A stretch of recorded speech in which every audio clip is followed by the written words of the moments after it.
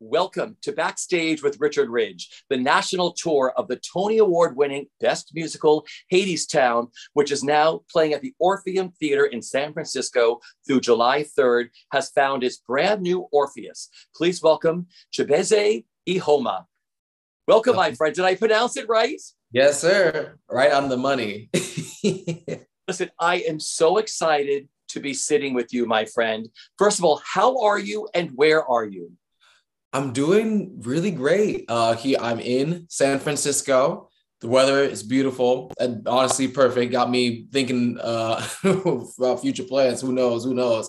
But and I'm doing good. Like I said, we had my first show on Tuesday, and the love that I felt from both the cast and fans and just everywhere all around, it's just been so wonderful to feel. And I'm just so grateful to be doing it, because it felt like even just like maybe 2-3 years ago, it felt like a pipe dream to be doing something like this. So then to be here with you and with everything going on, it's just amazing. Well, like I said, this past Tuesday was your first official performance as the brand new Orpheus in Hadestown. So let's talk about how magical that day and that night was. Like, what do you remember about the whole night? Oh, man, I mean, what was super surprising about it is that leading up to it, it felt odd because things felt almost the same. Because I had been the Worker 3 for like a while. We launched in October of 2021. So I've been with the tour since then, and I've had moments where I've been able to go on for Orpheus.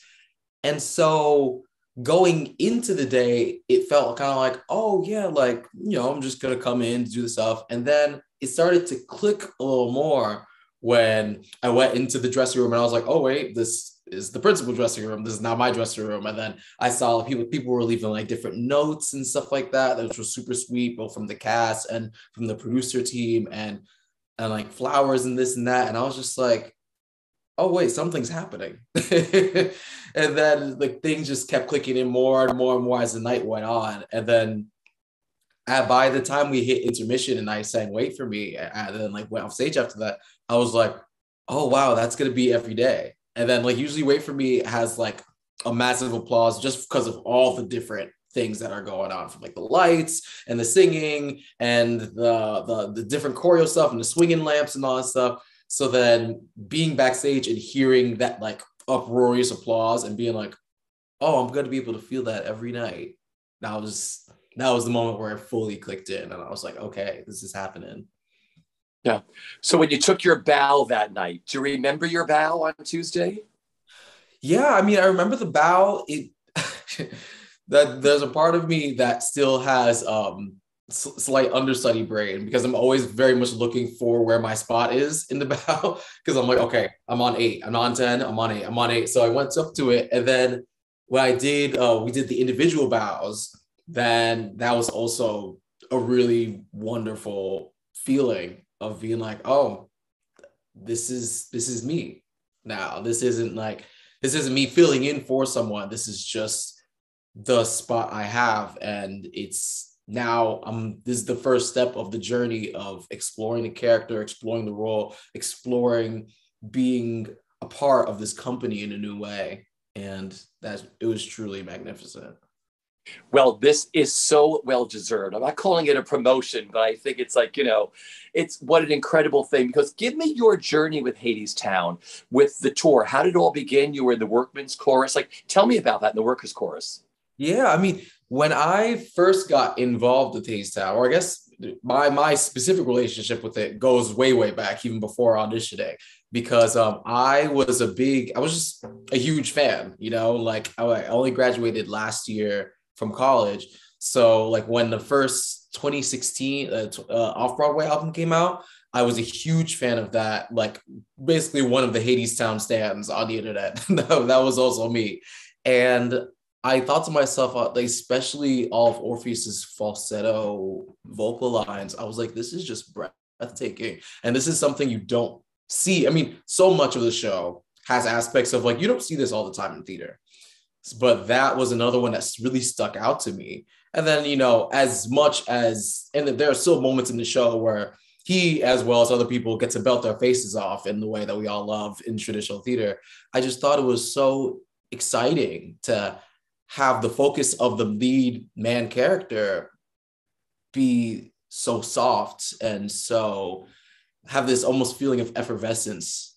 And I was just like, I really want to be a part of this. So I went, found my family's old guitar that was just laying around in the house, started learning from there. And then I auditioned originally in 2019, because that's when they wanted, no, not 2019, in 2020, because that's when they wanted the tour to launch. And so I got through like lots of the different phases. I got to audition for Rachel and Anais in the room, that was a mind-boggling moment, because I was also a big fan of Rachel's past work, Great Comet. So it was very much a starstruck moment for a second. I was just like, okay. And then, but then like we did those first rounds. And then essentially what I had first heard back was, we love Chibueze. He's a really great guy, like from my agents. They were like, we love him, they're great. The thing is, he is very green. And in a way that's was completely understandable to me. I honestly was just happy to be in that room at that point. So then like, I was like, oh yeah, I have like not done anything like professional before this. But they were like, we really like this kid, so we would love to think of him for worker and then on understudy Orpheus. So then the pandemic happens, everything's put on hiatus, but then it comes 2021, I send in a bunch of tapes. We do another final callback, this time on Zoom, which was a truly, truly interesting experience of just having all of the different like creative team in different squares in different parts of the country, just like zooming in.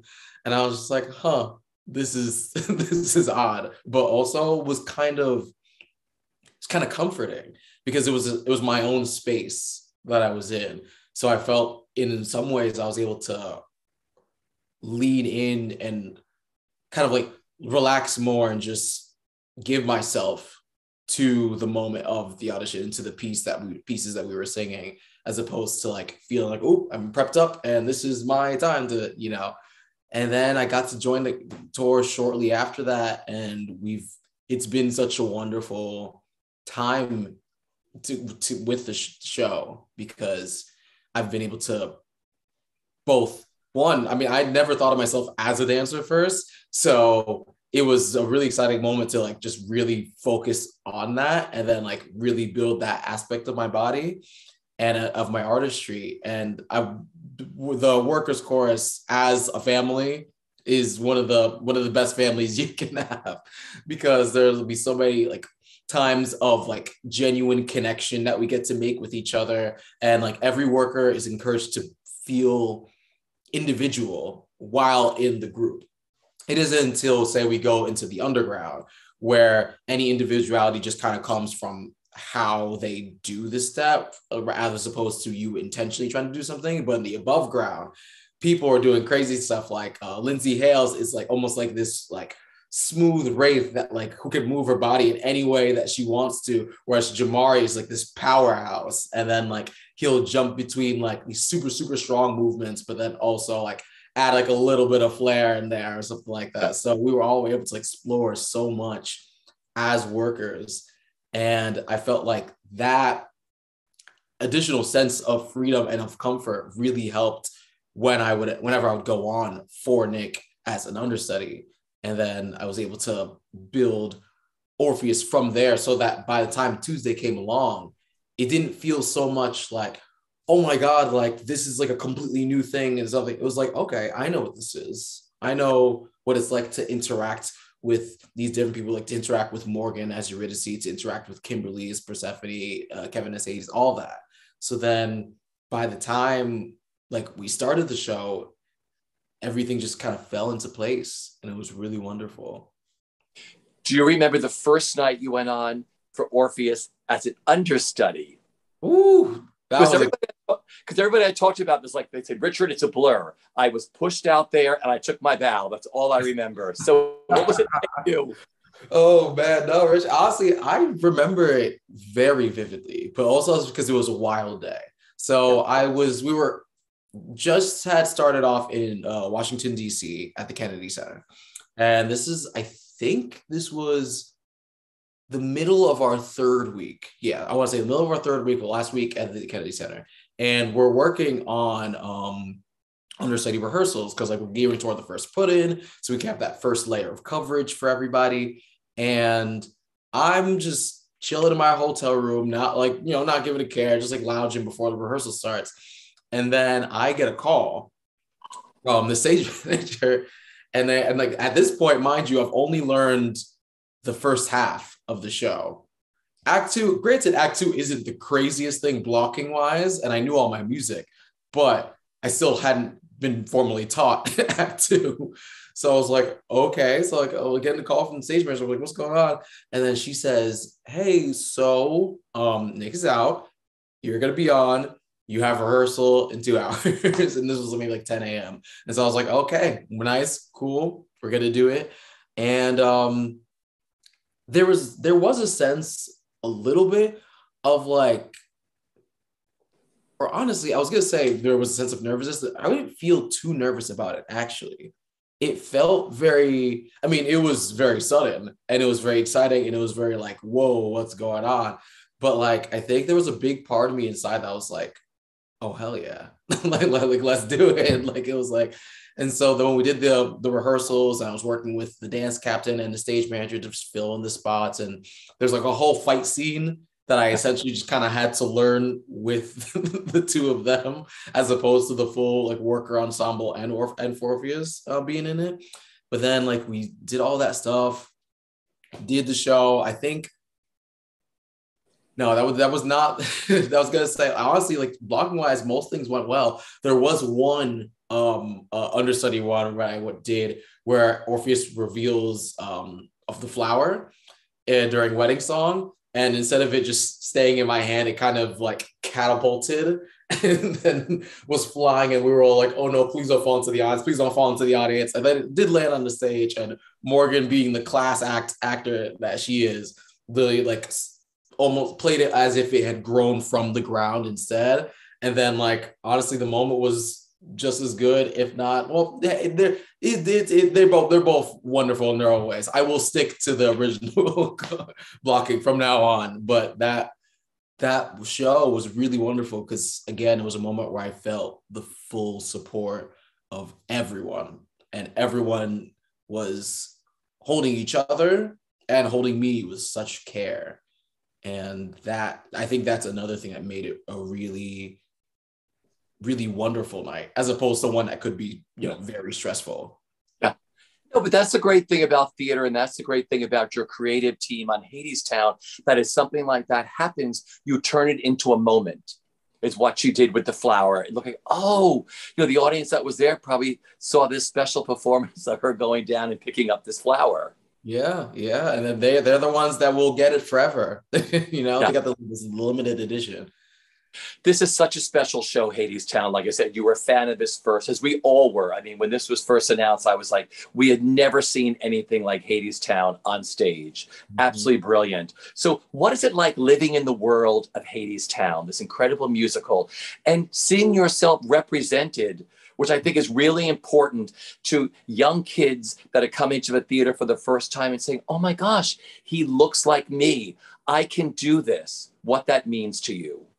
No, it truly means the world. I mean, there were, even like when I was going on as the understudy, I would get like different messages from people saying like, this means so much to see a Black performer portray this role, especially with so many of the themes that are in the show, themes of community, themes of rising above, like, say like a tyrannical or like leader in like the form of Hades and stuff like that, and like gathering, like using like our ourselves as a collective to stand up for what's right and to fight for what we believe in.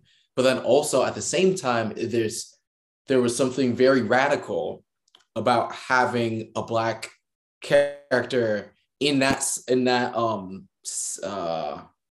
trying to accomplish those things, but also them having innocence and having this softness and this sensitivity. Lots of times it's expected that if a Black character, like in some type of show, does rise up, it usually is portrayed, and maybe it's also because oftentimes in reality, this is how it turns out, whereas it's portrayed with like a more forceful, more strong-willed forwardness. And I think Orpheus is a very determined person. He is strong-willed in that sense, but to have moments where they can highlight the aspects of his sensitivity and of his artistry first and foremost, and how that, and just his simple belief in an optimism and how the world could be, how those two things, when he sings Epic 3 in the second act, it's that soft voice that turns Hades and makes him realize his error of his ways.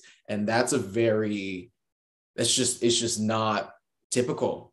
And so I felt very honored to be in a position where I got to play a character that was allowed that, What did you want to bring to him, your specificness that you wanted to bring to your Orpheus to make him yours? Well, there are a few things that I wanted to bring into it. One, from a musical standpoint, I mean, I loved all the different albums that exist, both the concept and the off-Broadway and the Broadway, everyone, they're all different. They're all super exciting. And I love particularly the feeling, the sense of like blues and soul that has an undercurrent. I mean, Levi Kreis, who plays our Hermes, he really brings the soul whenever we're doing the show. And it's such a departure from other iterations of that character. So I honestly, like, seeing him bring his full self to it made me feel like, okay, I'm going to bring all that I got too. So then there are certain songs that I love, like a wedding song, where I get to like be super bluesy, super folky, like doing like these different like cries here and there. But then also from a musical standpoint, I love Bon Iver. I love D'Angelo, the singer. It's like, all those different aspects of that falsetto, of that super lightness, I had so much fun playing around and like trying different vocal lines and doing this and that. Like, that was one thing that I wanted to lead first and foremost with. And then on top of that, from a character standpoint, I think my Orpheus he's very, for lack of a better word, excited about the world that could be.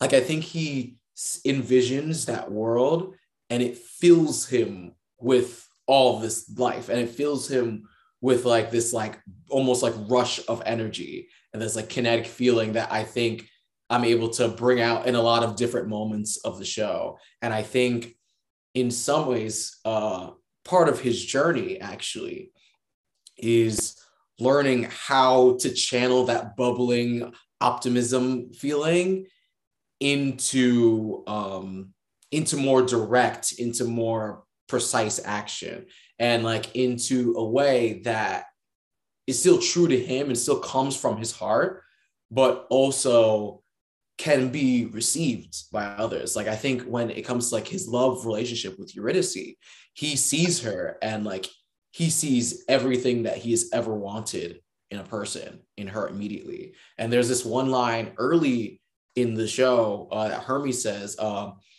where Orpheus' mother is a muse, and sometimes muses abandon you. So I heard that, and I was like, oh, so this is a motherless child. Like, he grew up not having that like kind of intense love in his life, more of just like a mentor guardianship from Hermes and just like a general love from the community, I guess. But then seeing Eurydice, he's like, there's my chance. This is the person, this is the one. And he goes full force, and like, it's obviously a lot. And she's like, who is this guy? But then I think as things go on, and especially by the time he gets to All I've Ever Known, the love that there are moments where he like tries to lean in with that like full force, and then Eurydice like, retracts because it's too much for her. And then he learns, okay, this is your love language. This is how I need to love you. And I think my Orpheus really goes through a transformative journey of how to best channel his energy out so that more people can receive it. And I think that also gets reflected in the epics, because I think the first epic that makes Hades really like hear him is the one where he starts to bring up himself, Orpheus, and like really puts himself into the song, as opposed to just talking about the things he's envisioning. He like puts his actual heart into it as well. And I think it's the mix of those two that makes Hades and like everyone and the workers rise up with him, make them respond to him. So I think that's the, at least as of right now, that's the first thing. And we'll see as the months go on what new things I can discover. See, I love this because this is your first national tour too, and you have these big sit downs in these incredible cities with this show. I mean, when you knew you were going on the road, I mean, did someone tell you, "Oh, these are the things you should pack," or is there something you had to have with you on the road, like in your suitcase? Like, I have to live with this in every dressing room, every hotel room. Let me see. Okay, so I didn't get too much knowledge from other people because it was very early on. Most of my friends also, when they get their chances to be in national tours, will be their first ones as well. Yeah. So then from that standpoint, I was kind of like, well, I've been to college and I've been to like different like kind of like stay away programs and stuff like that. So I packed with that in mind, though there were two things that are main constants for me. One, I am a big lover of essential oils and just of like oil diffusing and like just of scents and all that type of stuff. So I have like different things for my room here and in San Francisco, but also in the dressing room. I like to like just like usually like either a lavender or a tea tree type situation that's just I feel like is very common for me. So that's one big one. And then the other one is that for all of my life, as early as I can remember, I've been a huge gamer. So I like brought my little handheld gaming system just to make it easier for traveling, stuff like that. And there was a running joke that I had with the cast during while I was a worker, because there's one moment where the worker has to go take Orpheus's guitar and bring it backstage so that they can tune it up. So while everyone else is still on stage and like the play is still going back on. And then during Way Down Hadestown, he just appears with the guitar freshly minted and tuned and all that jazz. But I would have to wait until the song was over to come back on. And so I would always just like be backstage, just chilling for like maybe even literally just for like the 2 minutes, just to like, and I think it's really nice because it's something that both stimulates my mind in the playing, but also kind of allows it to turn off. Like if things are going a little too fast in everything, like in just the grand scheme of everything, it's like, all right, focus on this one thing. And then like all of a sudden, like by the time I put it back down to go back on stage or to like do whatever other thing I need to do, I was like, oh, okay. Like I need all of like the noises and like different voices and stuff like that. They've all calmed down and now I can go forth, you know?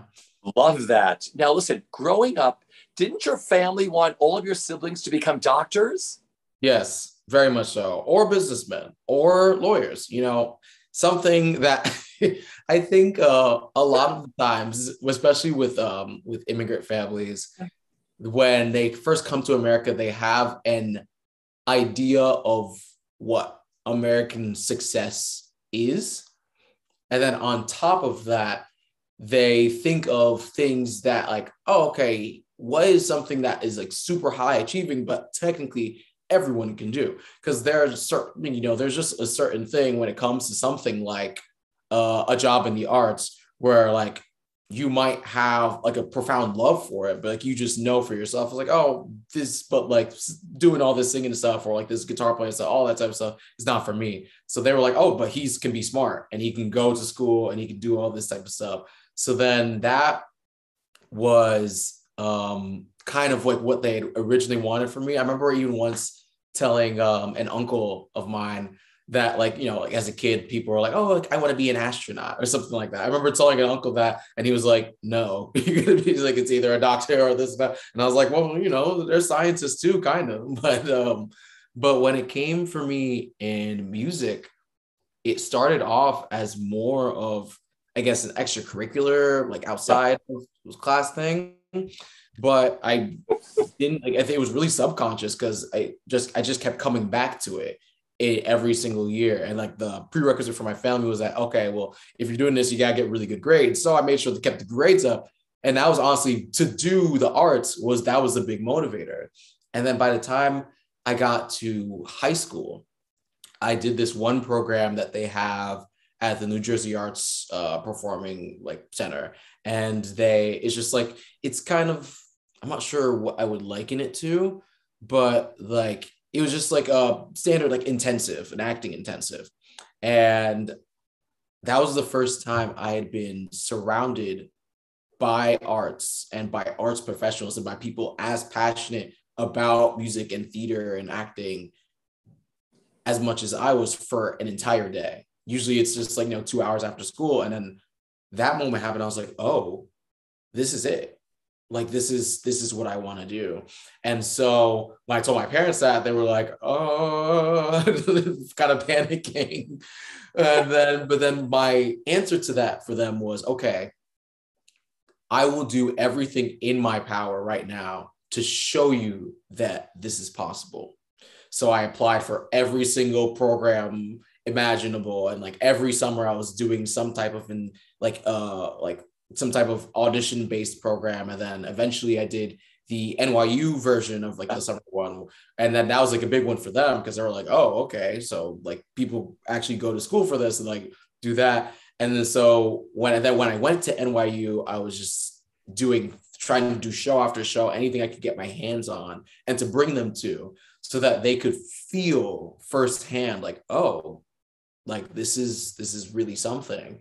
And I think it was in a way that was kind of counterintuitive not counterintuitive, but that you wouldn't expect normally, because they definitely gave me support. I mean, they allowed me to go to school for theater and like they like helped, like paid for it. So in that sense, like there was still a level of support there, but I guess by having that in me, having that worry of like, oh, like I need them to know that this is like real and that I'm super serious about this, I think is one of the things that really motivated me to go after every opportunity, because, and then like, I think once that came in and that was instilled in me, all of a sudden, like things just like really start to open up. So in a weird way, they kind of helped my artistic career by not being big fans of it originally, because I think something like a Hadestown, I don't know if I would have had that kind of drive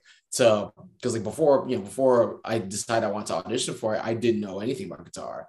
So then to fully learn the instrument and then show up in the audition room and like have that level of preparedness is something that isn't taught overnight. Like you can't just simply learn overnight. It's something that has to be cultivated, and you have to make the mistakes in it earlier beforehand so that you've learned from them. And so by the time that audition comes around, you're ready.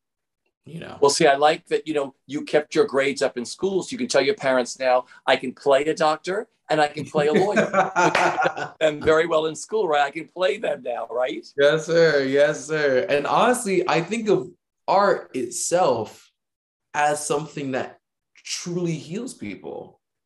I think like the cathartic moments, whether it's something that's like mostly like a comedy and like you just get to go and like laugh your like face off for the whole night, or it's something that's just like more concert, like power vocal driven, and you just like, I just need like that visceral feeling in me, or it's like a simpler story driven, character driven type play, and you get to really connect with the characters and like you said earlier, see yourself represented, whether it's by